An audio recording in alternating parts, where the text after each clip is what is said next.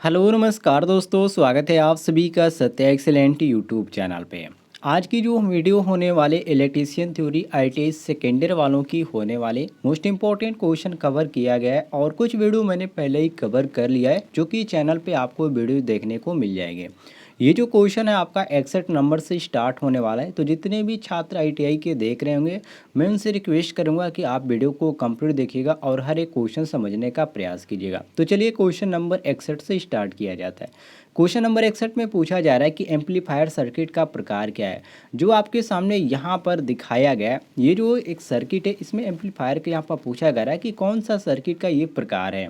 तो इसमें जो यहाँ पर सही हो जाता है, इसको हम क्या बोलते हैं दोस्तों, जो ऑप्शन में यहाँ पर नीचे आपको देखने को मिल जाता है कॉमन कलेक्टर एम्पलीफायर के नाम से ये जाना जाता है। यहाँ पर हमारा डी ऑप्शन सही दिया गया है, तो हम क्वेश्चन के अनुसार डी ऑप्शन करेक्ट आंसर मारेंगे। अगले क्वेश्चन पे हम आते हैं, क्वेश्चन नंबर 62 पे, जिसमें क्वेश्चन में पूछा जा रहा है कि 220 वोल्ट आरएमएस एसी वोल्टेज का पीक वोल्टेज क्या है। मोस्ट इंपॉर्टेंट क्वेश्चन है। इसका जो हो जाता है वो आपका 311 दशमलव आपका 17 वोल्ट हो जाता है। अब इसमें जो हमारा सही दिया गया ऑप्शन के अनुसार, यहाँ पर बी ऑप्शन हमारा करेक्ट आंसर दिया गया है।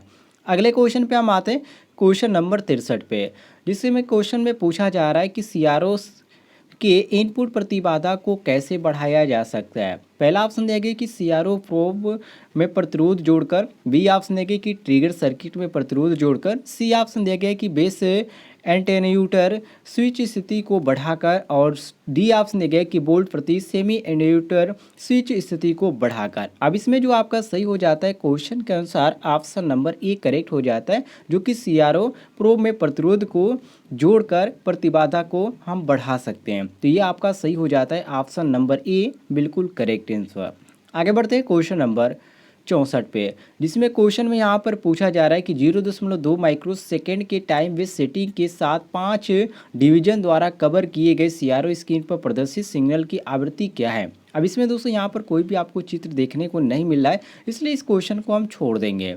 आगे बढ़ते हैं क्वेश्चन नंबर 65 पे, जिसमें क्वेश्चन में यहाँ पर कहा जा रहा है कि रेडियो में क्या खराबी आएगी अगर पल्सेशन को रेक्टिफायर के इनपुट से हटाया जा सकता है। उस समय यहाँ पर पूछ रहा है कि क्या इसमें पल्सेटिंग के जब रेक्टिफायर में इनपुट को नहीं हटाया जाता है तो जो रेडियो है उसमें क्या खराबी आएगी। क्वेश्चन पूछने का ये मतलब है। तो उसमें क्या होता है, जो गुनगुनाते हैं वो आवाज़ आती है। तो इसमें आपका जो सही हो जाता है option number C correct answer हो जाता है। तो हम सी ऑप्शन क्वेश्चन के अनुसार करेक्ट आंसर मारेंगे। अगले क्वेश्चन पे हम आते हैं, क्वेश्चन नंबर 66 पे, जिसमें क्वेश्चन में पूछा जा रहा है कि रिक्तीकरण क्षेत्र, क्वेश्चन को ध्यान से पढ़िए। इसमें पूछा जा रहा है कि रिक्तीकरण क्षेत्र कैसे व्यवहार करता है। पहला ऑप्शन देखिए कि प्रतिरोध के रूप में, बी ऑप्शन देखिए कुचालक के रूप में, और सी ऑप्शन देखिए कुचालक के रूप में, सुचालक के रूप में, और डी ऑप्शन देखिए अर्धचालक के रूप में। तो यहाँ पर आपका सही हो जाता है ऑप्शन नंबर बी, जिसको हम कुचालक के रूप अनुसार जानते हैं। तो हम बी ऑप्शन करेक्ट मारेंगे, जो कि रिक्तीकरण क्षेत्र को कैसे व्यवहार करता है, तो कुचालक के रूप में व्यवहार करता है।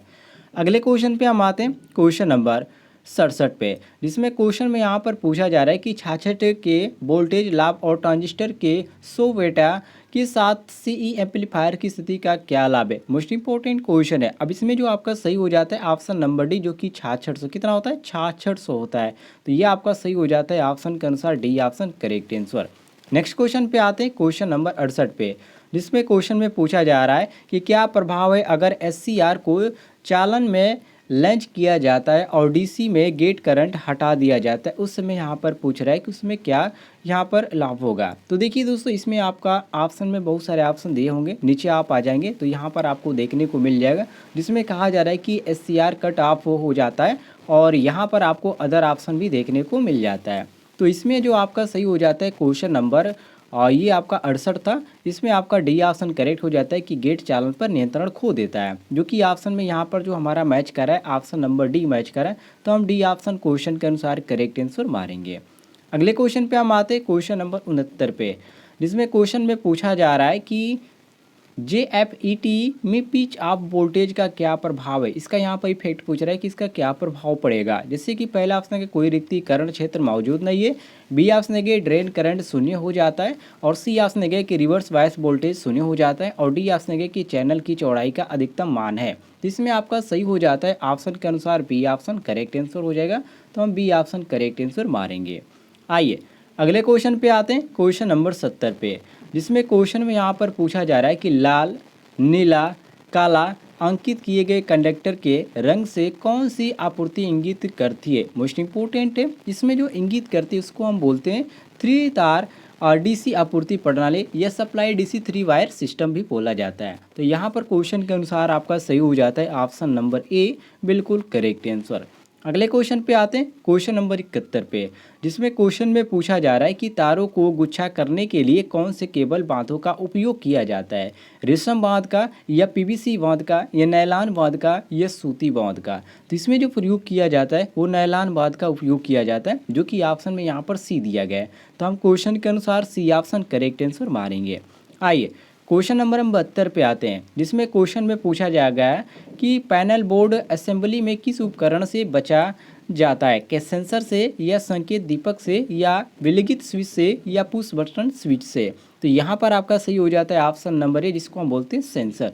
तो हम क्वेश्चन के अनुसार ए ऑप्शन करेक्ट आंसर मारेंगे। नेक्स्ट क्वेश्चन पे आते हैं, क्वेश्चन नंबर 73 पे। क्वेश्चन थोड़ा सा लंबा है, इसको ध्यान से देखिए।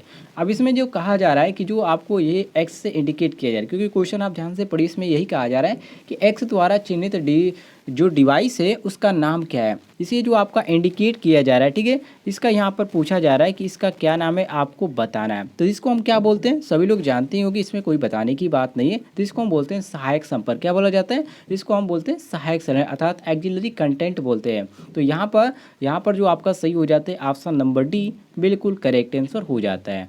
नेक्स्ट क्वेश्चन पे आते हैं, क्वेश्चन नंबर 74 पे, जिसमें क्वेश्चन में पूछा जा रहा है कि कंट्रोल पैनल वायरिंग में वायरिंग एक्सेसरी का क्या नाम है। पहला ऑप्शन देंगे कि डिन रेल, बी ऑप्शन देंगे जी चैनल, और सी ऑप्शन देंगे ग्रोमेट्स, और डी ऑप्शन देंगे रेस वेज। जिसमें आपका जो सही हो जाता है क्वेश्चन के अनुसार ऑप्शन नंबर ए, बिल्कुल करेक्ट हो जाता है डिन रेल। ठीक है, ध्यान रखिएगा, मोस्ट इंपॉर्टेंट है, हम ए ऑप्शन करेक्ट आंसर मारेंगे। आइए क्वेश्चन नंबर हम आते 75 पे, जिसमें क्वेश्चन में पूछा जा रहा है कि परिपथ में एक्स अंकित डिवाइस का नाम क्या है। ये जो आपके सामने एक्स किया गया है, ठीक है, ये जो इंडिकेट किया गया है, ये किस चीज़ को इंडिकेट किया गया है। तो ये ओवरलोड जो रिले होता है, जो कि वो LR ट्रिप जो इसके अनुसार जाना जाता है, ओवरलोड रिले ट्रिप के अनुसार। तो ये आपका सही हो जाता है ऑप्शन नंबर डी, बिल्कुल करेक्ट आंसर, जो कि ऑप्शन में यहाँ पर नीचे आपको देखने को मिल जाता है।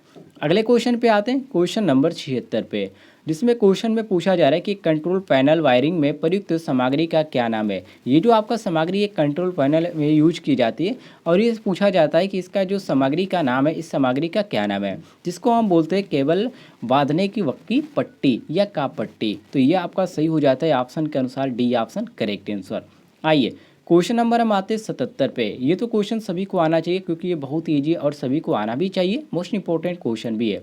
जिसमें पूछा जा रहा है कि कंट्रोल पैनल वायरिंग में प्रयुक्त गौण का क्या नाम है। इसमें आपका इसका नाम पूछा गया है कि इसका नाम क्या है और ये किस नाम से जाना जाता है। तो ये क्रोमेट के नाम से जाना जाता है। किस नाम से, क्रोमेट के नाम से। तो हम सी ऑप्शन क्वेश्चन के अनुसार करेक्ट आंसर मारेंगे। आइए क्वेश्चन नंबर हम 78 पे आते हैं, जिसमें क्वेश्चन में पूछा गया है कि पैनल बोर्ड में कौन सा डिवाइस ओवरलोड और शॉर्ट सर्किट से बचाता है। आइसोलेटिंग स्विच या समय देरी रिले या थर्मल अतिभार रिले या आपको मिनिएचर सर्किट ब्रेकर, जो कि MCB के नाम से भी जाना जाता है। तो यहाँ पर आपका जो सही हो जाता है 78 का ऑप्शन नंबर डी, जो कि मिनिएचर सर्किट ब्रेकर MCB। ठीक है, इसको ध्यान रखिएगा, इसका शॉर्ट नेम भी आपको दिया जाता है, जिसका फुल नेम आपको बताना रहता है। तो ये आपका डी ऑप्शन करेक्ट आंसर हो जाता है। आइए क्वेश्चन नंबर हम आते हैं 79 पे, जिसमें पूछा गया है क्वेश्चन में कि एक्चुएटर के साथ कौन सा स्विच मशीन की गति या किसी वस्तु के भाग द्वारा संचालित होता है। लिमिट स्विच या टॉगल स्विच या आइसोलेटिंग स्विच या पुश बटन स्विच। तो इसमें आपका सही हो जाता है ऑप्शन नंबर ए, जिसको हम बोलते हैं लिमिट स्विच। ठीक है, ये आपका ए ऑप्शन करेक्ट आंसर हो जाता है। क्वेश्चन नंबर हम आते हैं 80 पे, जिसमें क्वेश्चन में पूछा जा रहा है कि आप लोड स्थिति में कौन सा स्विच संचालित है। मोस्ट इंपॉर्टेंट क्वेश्चन है, इसको आप जरूर देखिएगा। इसमें आपको ऑप्शन बहुत सारे देखने को मिल जाते हैं, जैसे कि पहला ऑप्शन दिया गया लिमिट स्विच, और बी ऑप्शन दिया गया आइसोलेटिंग स्विच, और सी ऑप्शन दिया गया आपका 2 स्विच, और डी ऑप्शन दिया गया पुश बटन स्विच। अब इसमें ध्यान देने वाली बात है, इसमें आपका जो सही हो जाता है आइसोलेटिंग स्विच यहाँ पर करेक्ट हो जाता है, क्योंकि क्वेश्चन में आपसे यही पूछा जा रहा है कि आप लोड स्विच में कौन सा स्विच संचालित है? तो इसमें जो आपका होता है आइसोलेटिंग स्विच ही होता है, जो कि ऑप्शन में यहाँ पर बी ऑप्शन दिया गया है। दोस्तों मैं आपसे रिक्वेस्ट करूँगा, यदि आप इस तरह के क्वेश्चन पाना चाहते हैं तो आप चैनल को सब्सक्राइब कर दीजिएगा, और इस तरह की बहुत सारी वीडियो अपलोड है हमारे चैनल के माध्यम से, तो आप जाकर चैनल पर देख भी सकते हैं।